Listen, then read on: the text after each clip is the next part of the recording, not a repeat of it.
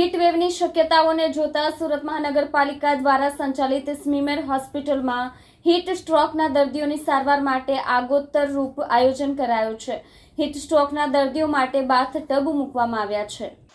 સુરતમાં તાપમાન સતત વધી રહ્યું છે અને આગામી 3 દિવસ માટે હવામાન વિભાગ દ્વારા હીટવેવની ચેતવણી આપવામાં આવી છે। કાળઝાળ ગરમીના કારણે લોકોને હીટ સ્ટ્રોક થવાની શક્યતા વધુ રહે છે। આવા સંજોગોમાં સુરત મનપા સંચાલિત સ્મીમેર હોસ્પિટલે દર્દીઓની સુવિધા માટે આગોતરી રીતે સંપૂર્ણ તૈયારી કરી છે। હીટ સ્ટ્રોકના દર્દીઓને તરત સારવાર મળી શકે અને તેમનો તાવ ઝડપથી ઉતારી શકાય તે માટે સ્મીમેર હોસ્પિટલના ઇમરજન્સી વિભાગમાં ખાસ બેડ પર બાથ ટબ મૂકવામાં આવ્યા છે। આ બાથ ટબમાં દર્દીઓને રાખીને તેમને ઇન્જેક્શન ચડાવવાની તેમજ ચેસ્ટ અને માથા પર આઈસ પેક મૂકવાની પ્રક્રિયા શરૂ કરવામાં આવશે। સાથે સાથે વિભાગમાં એસીની વ્યવસ્થા અને તાવ જલ્દી ઉતારવા માટે જરૂરી તમામ સાધનો પણ ઉપલબ્ધ કરવામાં આવ્યા છે। સ્મીમેર હોસ્પિટલમાં હીટ સ્ટ્રોકના દર્દીને તાત્કાલિક ઠંડક આપવી ખૂબ જ જરૂરી હોય છે, જેથી બાથ ટબ પદ્ધતિથી દર્દીઓને ઝડપથી આરામ મળશે અને ગંભીર સ્થિતિ ટાળી શકાશે।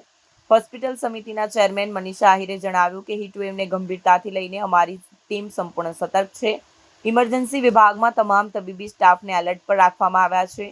દર્દીઓની સારવારમાં કોઈ પણ વિલંબ ન થાય તે માટે અમે બેડ, બાથ ટબ, આઈસ પેક અને અન્ય તમામ સાધનોનો સ્ટોક તૈયાર રાખ્યો છે। મારું નામ ડૉક્ટર અરમી વામજા છે। હું સેકન્ડ યર મેડિસિન રેસિડન્ટ છું અહીંયા। હું તમને હીટ સ્ટ્રોક વિશે થોડી માહિતી આપીશ। જનરલી આ સમર ઋતુ છે તો હીટ સ્ટ્રોક થવાના ચાન્સ વધારે છે।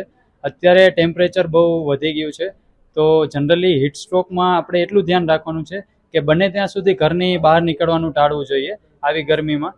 અને જો વધારે કોઈને એવું હોય પેશન્ટ કે ફીવર આવતો હોય તો એનું ટેમ્પરેચર રેકોર્ડ કરવાનું। જનરલી હીટ સ્ટ્રોકમાં મોર દેન 40 ડિગ્રી સેલ્સિયસ ટેમ્પરેચર જતું રહેતું હોય છે, બરાબર। તો એને તાત્કાલિક ધોરણે કોઈ પણ પેશન્ટને સિમ્ટમ આવે, જેમ કે પેશન્ટ બેભાન થઈ જાય, પેશન્ટને વધારે પાણી જતું રહે શરીરમાંથી, તો તેને તાત્કાલિક ધોરણે હોસ્પિટલમાં લઈ આવવા, કાં તો જ્યાં સુધી એમ્બ્યુલન્સ આવે ત્યાં સુધી ઘરે જ એને એવી કન્ડિશનમાં રાખવાનું કે જ્યાં પેશન્ટને બહુ ગરમ ના હોય વાતાવરણ, બરાબર, ઠંડુ થાય એવી રીતે આખા શરીરમાં પાણીના પોતા મૂકવાના અને હોસ્પિટલે લઈ આવો અહીંયા તો અમારી પાસે બધી વ્યવસ્થા છે જ, બરાબર, કે જેમ કે આ ટબ રાખેલા છે તો અમે અહીંયા રાખશું પહેલાં, જ્યાં સુધી બોડીનું ટેમ્પરેચર બરાબર ના થઈ જાય નોર્મલ ત્યાં સુધી આમાં રાખશું। પછી એને પેશન્ટને ઓબ્ઝર્વેશનમાં થોડોક ટાઈમ ઉપર એડમિટ કરશું, પછી પેશન્ટના બધા રિપોર્ટ ને બધું નોર્મલ આવે પછી પેશન્ટને અલ્ટિમેટલી ડિસ્ચાર્જ કરી દેશું। નમસ્કાર, જય દ્વારકાધીશ। હું કાયમ એમ કહું કે સ્મીમેર હોસ્પિટલ એ છેવાડાના લોકો માટે, ગરીબ અને મધ્યમ વર્ગ પરિવાર માટે સંજીવની સમાન છે। રોજની 3000 થી પણ વધારે ઓપીડી સાથે દર્દીઓની સારવાર અહીં થાય છે અને એમાં 300 થી પણ વધારે રોજના એડમિશન પણ હોય છે।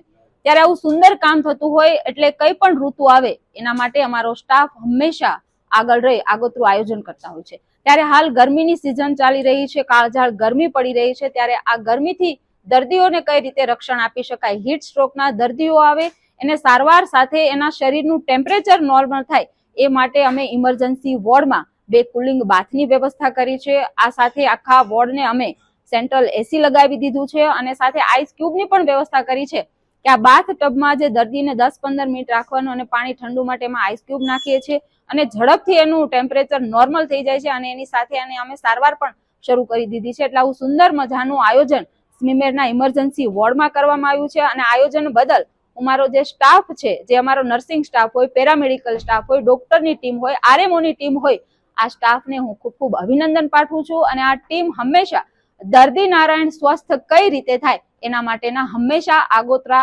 આયોજનના ભાગરૂપે આગળ જ હોય છે। એટલે ફરી આ ટીમને અભિનંદન પાઠવું છું। ચોક્કસ હું કહીશ કે અત્યારે જે આ ગરમી પડી રહી છે એટલે પ્રવાહી વધારે પીવું જોઈએ, ખાસ કરીને જે લારી કલ્ચરની આપણને આદત પડી ગઈ છે જે ફૂડની, તો આ સમયની અંદર તળેલા પદાર્થો અને બહારના ખોરાકનો ઉપયોગ ટાળવો જોઈએ અને જેમ બને એમ શેરડીનો રસ છે, છાશ છે, દહીં છે, વરિયાળીનું શરબત છે, ફ્રેશ જ્યુસ છે, નાળિયેર પાણી છે, આવા પ્રવાહી વધારેમાં વધારે પીવા જોઈએ અને ખાસ અગત્યનું ORS નું પાણી પણ તમે પી શકો છો। જેટલું બને વધે એમ પ્રવાહી પીવાનું રાખશો એવી આપ સર્વને હું વિનંતી પણ કરું છું।